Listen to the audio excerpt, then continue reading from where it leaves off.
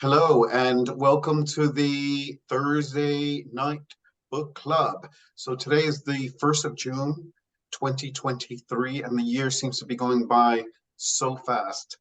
And today, our guest today is Maria Luisa.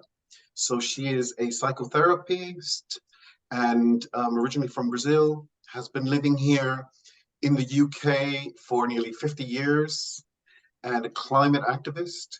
And her recent published book is Mother of Honey. And I believe there's another one coming up soon called Seven Magpies Falling from the Sky.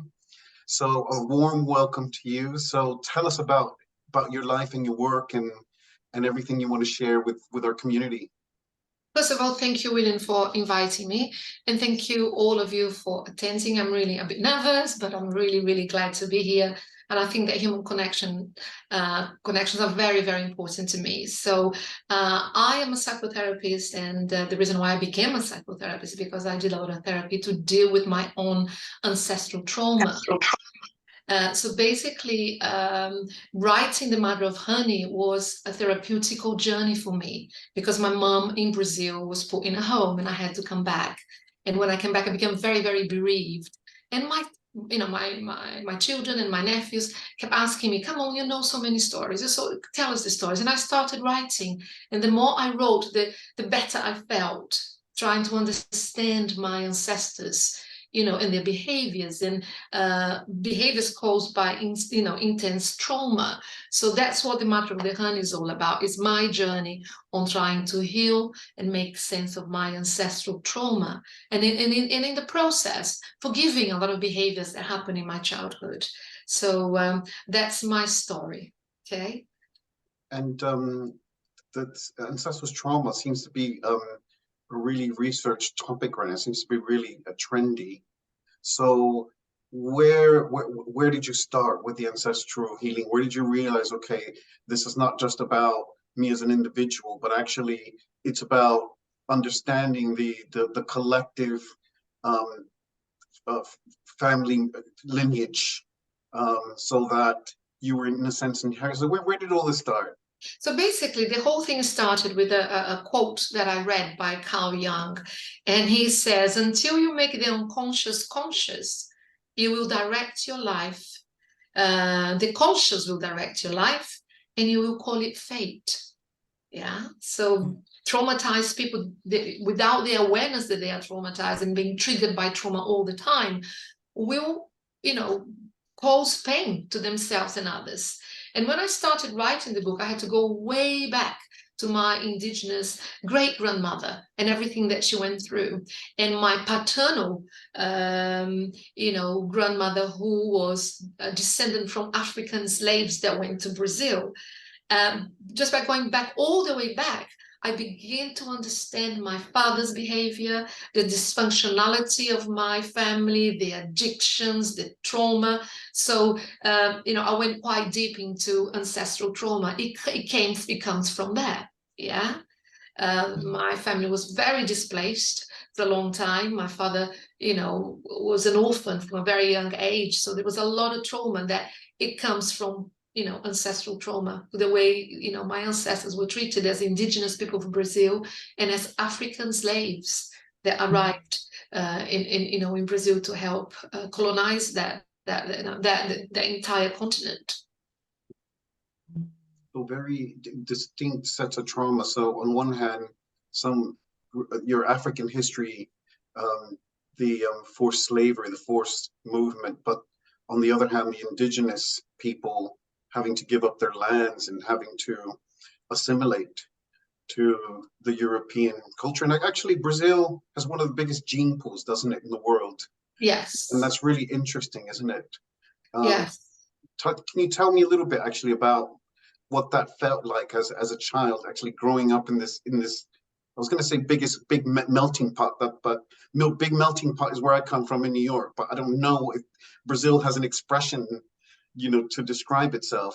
Yes, I think there is a melting pot, but also what impacted me most was the class system. Yeah, because if you believe that the descendants of indigenous people and African people in Brazil, they became forever the laborers. Yeah, the maids, you know, basically serving an European society that was the elite and still pretty much the elite. Things are getting better, but my experience of trauma is the fact that, you know, the mixed families that arrived, you know, from you know, post-slavery, they became very much the servants of the country. Black people and indigenous people, they still, you know, they have the smallest jobs. They are maids, they serve the rich. Very few people of color goes to Brazilian universities. And as for the indigenous people, they are so ostracized that if they make it to the cities, you see them in the street corners drunk, completely ostracized and disassociated from their culture. From their power. So, you know, that's my experience of ancestral trauma and living in a melting pot. So yeah, it is still very much Brazil. Yeah, and that's and this is all in one book that you've been processing, the Mother of Honey. We've got so many questions here. I'm wondering some of the good memories, also some of the good aspects of the melting pot in Brazil. Yes, I Are there mean, any benefits to having this huge gene pool and diversity? I think there are benefits because my paternal grandfather was Italian. My maternal grandfather was from European descent, but nobody really knew where he came from. So it's a mixture. I think that you become kind of aware of different cultures, yeah. But I think my heart is very, very much indigenous. You know, I always sort of, you know, stayed with the women because they were the wise ones and they were the kind ones, yeah. Okay. So, you know, not as brutalized. They were basically the victims not only of slavery or the descendants of slavery, they were victims of patriarchy. So women tended to, you know, to stick together for support and healing. But lovely, lovely memories of the mixture of cultures, you know, lovely memories as Okay. well. Okay. Well, at this stage, I just want to introduce some of the other people here in the space, and we have Peppa also from Brazil, and Lee from North London, and Amma has just joined us. Please turn on your camera if you're able to and join our conversation. We'd like to see you and welcome. And yeah, so tell us more then, Anna. Does anyone have any questions at this stage?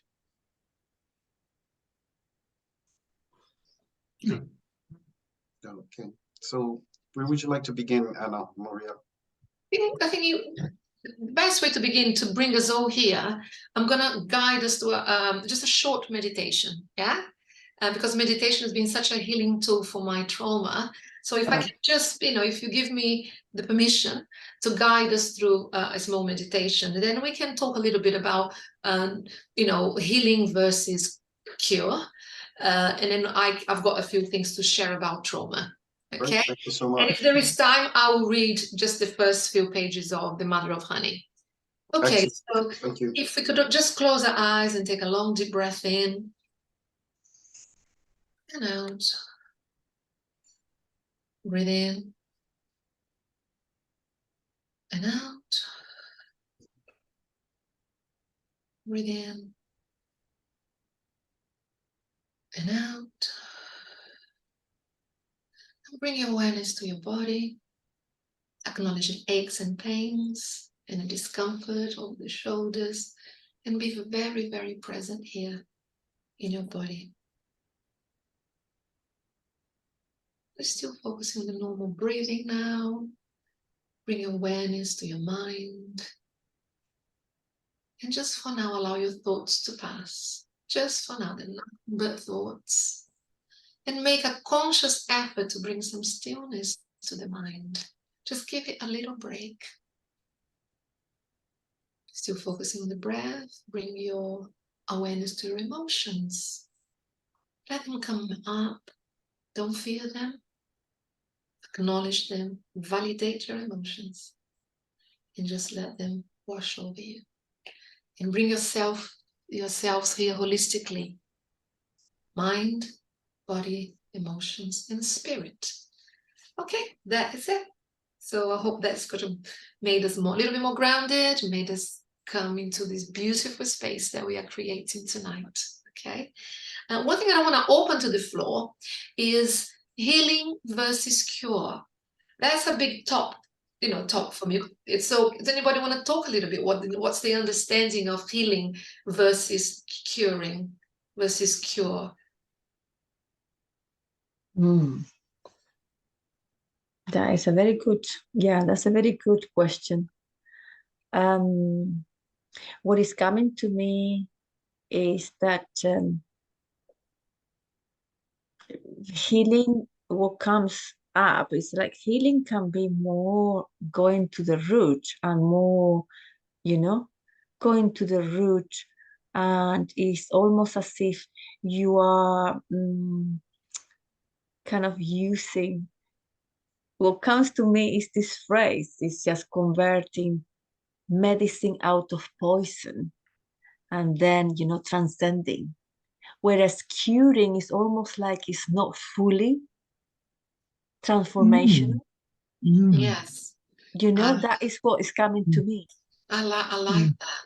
So it's like turning pain into medicine. That's right, yes. And that's what I love so much out of the book, is out of all the ups and downs, is that strong quality of resilience that is so inspirational to me.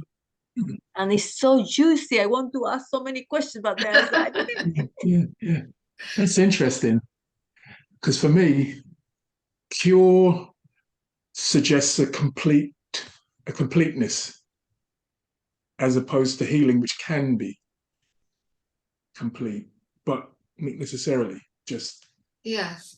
To me, cure, as you said, is so final. But healing is ongoing, because we're never ever going to be cured of our traumas. Yeah, you can go to the doctor, he can give you a pill. We're never going to be cured of our traumas. And so healing is a constant search to carry that trauma a little lighter. Through forgiveness, through understanding. And that's what the book's all about. I had to go right back and understand my father's behavior. My behaviors, because he was, we had a lot of anger issues and addictions, but he was the most adorable of human beings as well.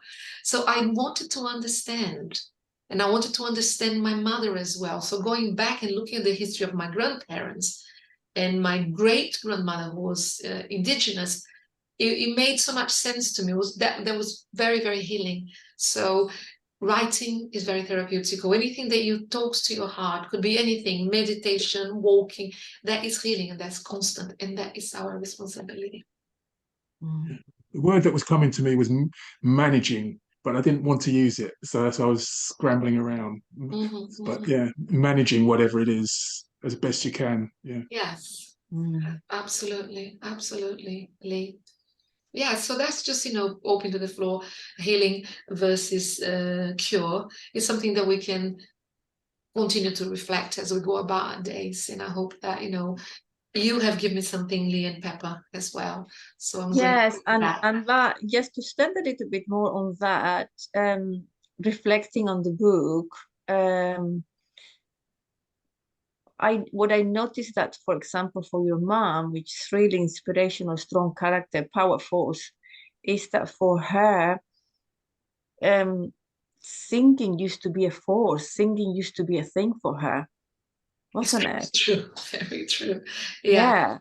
I mean, anything else that you noticed from her that, it kind of was the pulling engine for her, resilience-wise, is what I mean. Anything else apart? Yeah, it was her therapy. It was her therapy. So awful things was happening, absolutely things that you can't imagine, that could happen, to that woman and her family. And she used to hum a little tune.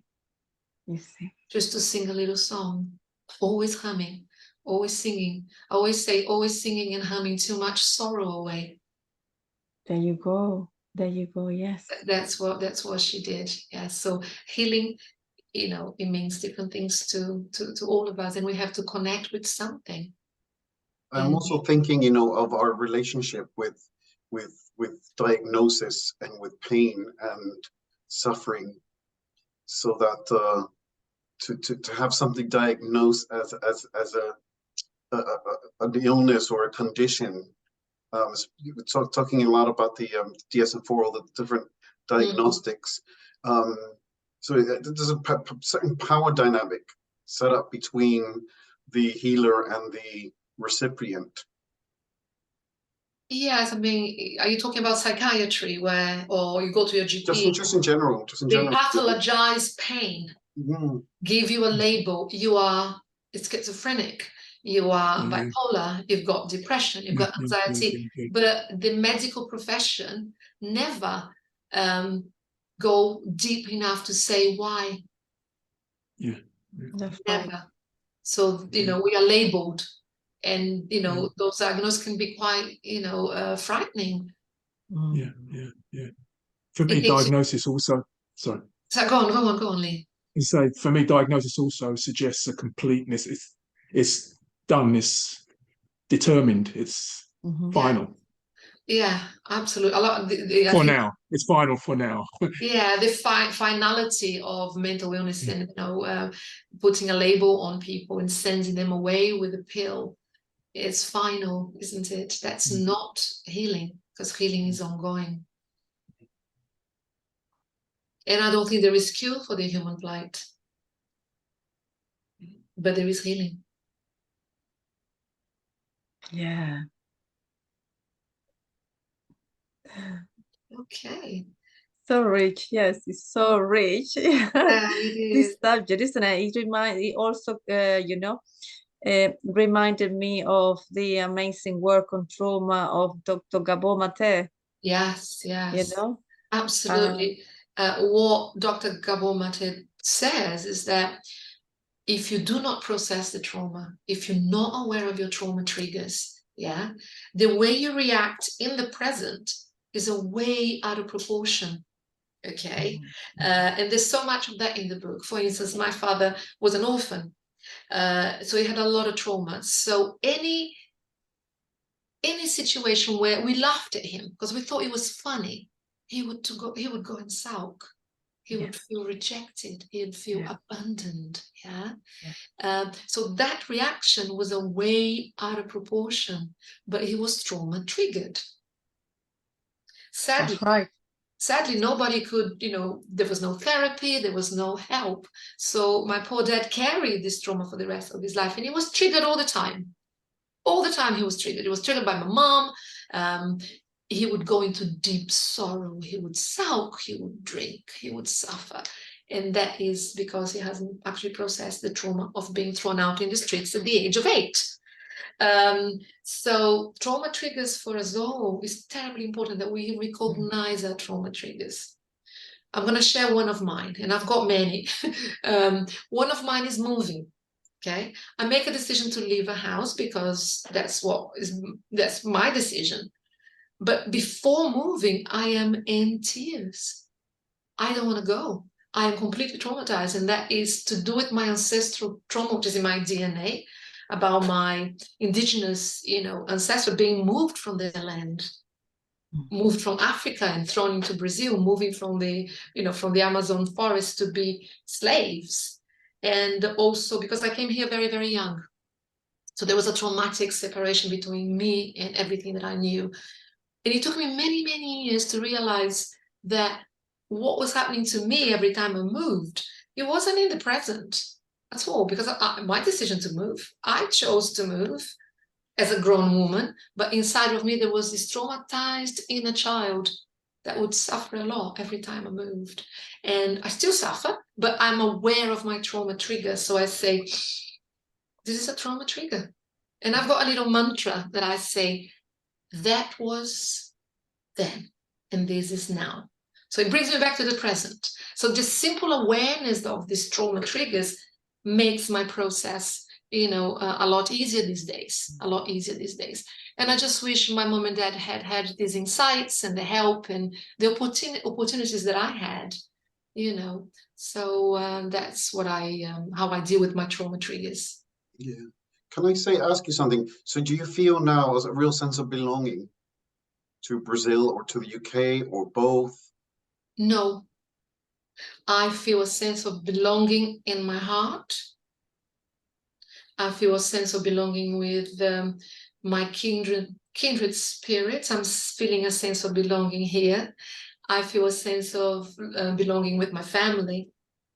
It's not a geographical place. It's with people that are kind, people that are trying to evolve, and my loved ones. Then I feel a real sense of belonging. It's something within these days. Thank you. I love that response. So belonging is a place within your heart. It's a felt experience rather than a physical place. So yes. And I think for displaced people, or people who comes from, ancestral displacement, it's very difficult for them to belong. And I felt like this for many, many years, as coming here and so on. But as soon as I found that home within, and choosing the people that I wanted to be in my life, and choosing things that was nurturing for me and serving others through my profession and writing, yes, that's my home. That's my home. That's where I belong. Yeah. And you mentioned something really important about displacement, and what would you say to so many other people of color who are going to be watching this? I would love for them to work on their healing every day with as much compassion for themselves as possible. And my wish for them, for all of us, is to find that place within and to find their tribe. And our tribe can be found anywhere. Find people that you feel you belong to and that can belong to you. That's your tribe. So I think our responsibility as displaced people is to find our home within and is to build new tribes wherever we are.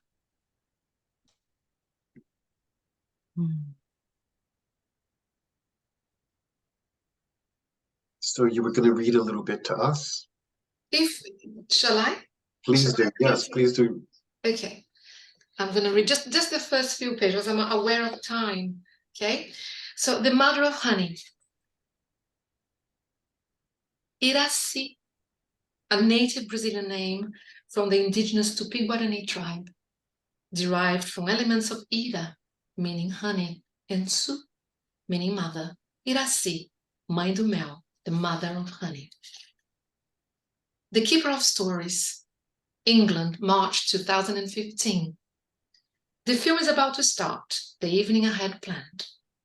12 years a slave for Bianca and me, then dinner with Paul and Jack, who refused point blank to join us, far too depressing. But in an hour or so, the four of us will be reunited. Bianca will insist on sharing vivid details of the film. They will all laugh at my disheveled face and red swollen eyes.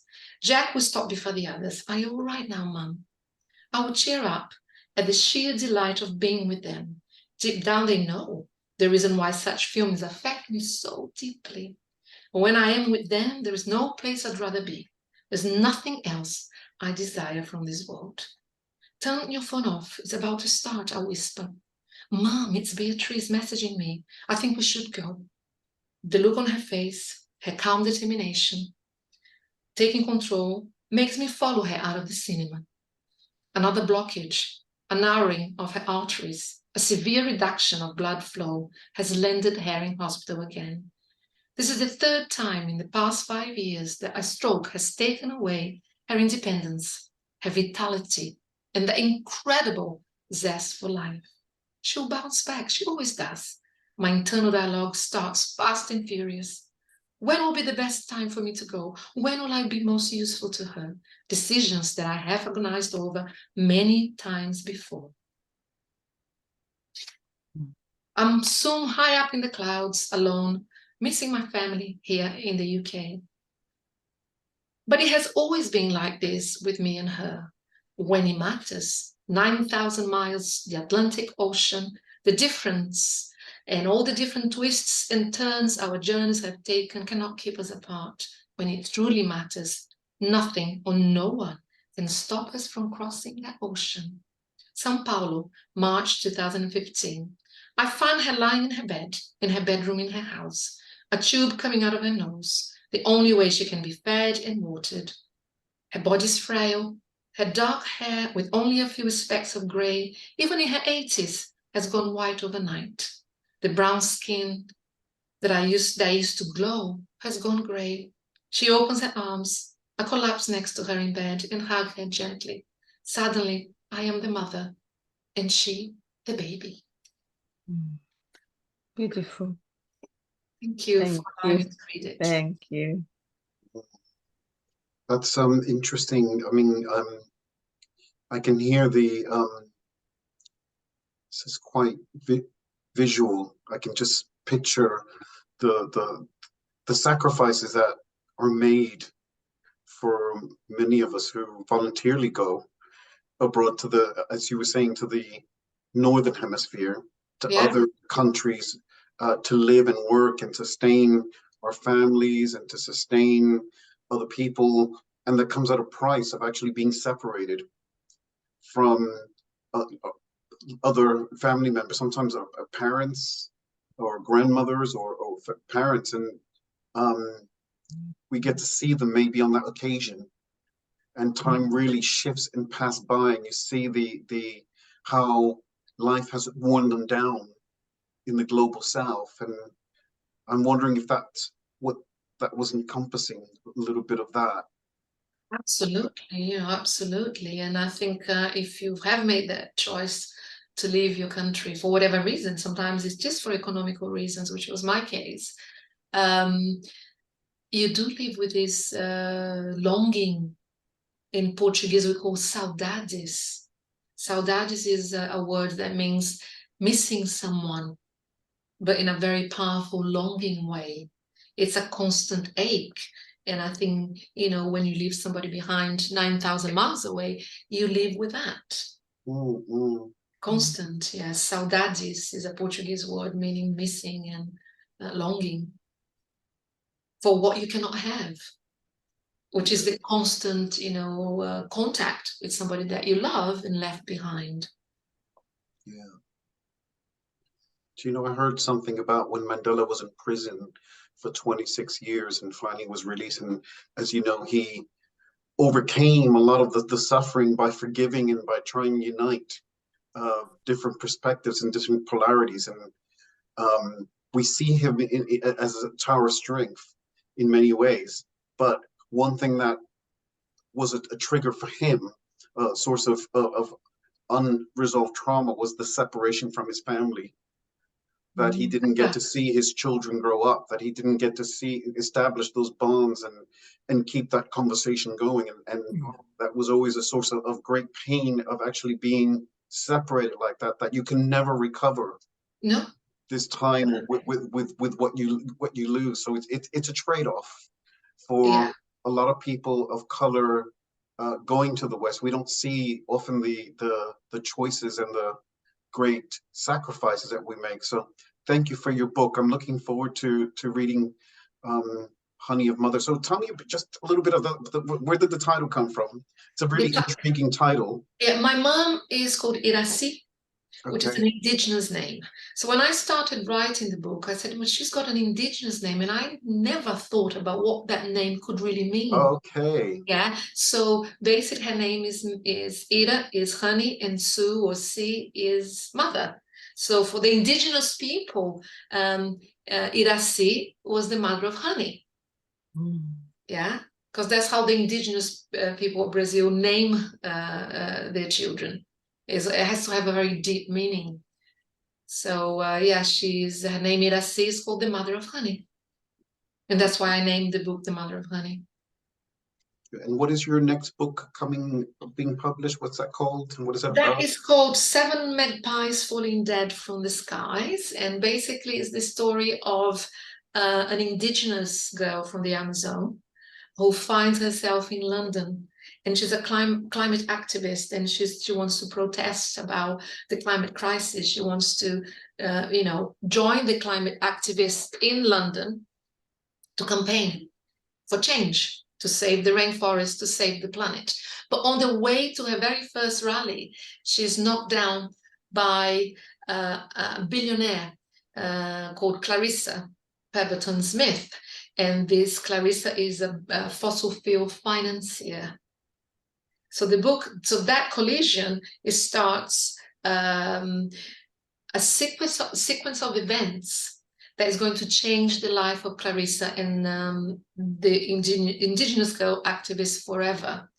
So the whole movement starts to grow. She goes, you know, the accident lands her in a coma, which, you know, makes the green movement to really, really grow. So Clarissa feels very threatened. So the whole book, she's trying to kill Sour Mama, which is the indigenous girl. But her son, Clarissa's son, he falls in love with the activists. So the whole thing it is a romance, is a family drama, is a human drama, and it's also a global story. It sounds like one of these thrillers that we see on Netflix, to be honest. Exactly. That's what I mean, yes. Yeah, so it's quite powerful, because you've got all the goodness in the indigenous girl and all the goodness in Clarissa's son, because he is a really good person. Yeah, and he's also an activist, and he's turning away from his mom. And you've got this really nefarious, evil creature in Clarissa who wants to destroy, you know, the activists, and she wants to basically continue to burn fossil fuel, which is actually killing us all. So that's what the book is all about. I don't know, maybe we can get Donald Trump to play the billionaire and he hits the indigenous woman and falls in love with the indigenous woman. Wouldn't that be like ironic, you know, like... I feel sorry for the indigenous young woman. She deserves the character that I built, which is Clarissa's son, who is same age as her, very beautiful, very troubled, very much into the green movement, very artistic. Yeah, so they live a beautiful love story, those two. Yeah, yeah, they live a beautiful love story. Thank you. And that's a really different piece of writing. I'm looking forward to seeing you again. Okay. A trip to the coast, you know. Yes. I should be down in Bournemouth soon. Okay, yeah, I might see you there. It'll be lovely. It'll be lovely to. I want to see Pepper. I haven't seen her for a while, and we can grab a coffee. That would be absolutely wonderful. Right. That would be great. I didn't know you were living in Bournemouth as well, right? Not far. Oh, good. Not far. Excellent. So we're going to finish soon, and I'm wondering if anybody had any last-minute questions or comments for Anna Maria Luisa.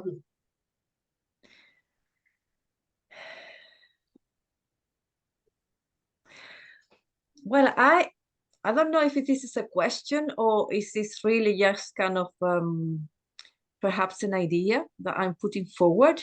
But what I feel with this book, with regards to, you know, a book club, I see the potential of this book being so therapeutical. Because honey, taking back the point that you made early on, William, about the polarity, what I see is it can be so nicely unpacked in really not analyzing, perhaps analyzing is not the right word, of each character, how each of them dealt with all the challenges and all the traumas in a different ways, what I could see. Yes. You know, that's what I could see. Even your mom with all that she went through, what I could really feel is that I don't think she identified herself as a kind of, what do you call it, traumatized person. No, they have no idea about, you know, trauma therapy, disassociation. Even in her own, you know, response and attitude about life, she didn't portray that kind of label, I've been traumatized, if you see what I mean. So it's so rich in terms of really helping us to see how out of one situation, we all make it, you know, we all make it out of a common, you know, situation, a similar situation, we all make an interpretation and a different kind of, you know, really, you know, experience. And we are traumatized in different ways. In different ways. Yeah. And, you know, a different kind of perception, different kind of, you know, interpretation, therefore different reality out of that. Yes, yes. So I think it will make a great book club, you know, book. Yeah, therapeutical book club. Yes, I yes. think that our ancestors, Yes. they have so much to teach us. So much. Absolutely, absolutely, yeah. In terms Lee, of any resilience. closing questions, Lee? Yeah, well, not such a question, but I didn't see this coming. I do not read fiction, but I'm as good as sold. I will be, for a little while, I've been advised that fiction will be something helpful. Yeah, no, Lee, the matter of honey is more like a memoir. Is a true story. Is a true story. Yeah. Yeah, it's written in as if it's a story, but everything that's in this book is 100% true. It happened. Wow, So it's a memoir. It's a narrative memoir. Yeah. Okay. It's when you refer to it as a story, I was it's written like a story because it's more engaging, and it came out this way. But it's definitely a memoir. Well, even better, even more so. Okay, thank you. Thank you to my guest, Anna Maria Luisa, and the treasures that you're bringing to so many of us and our guests, and wishing you all a good night, and thank you for being here tonight. Thank you.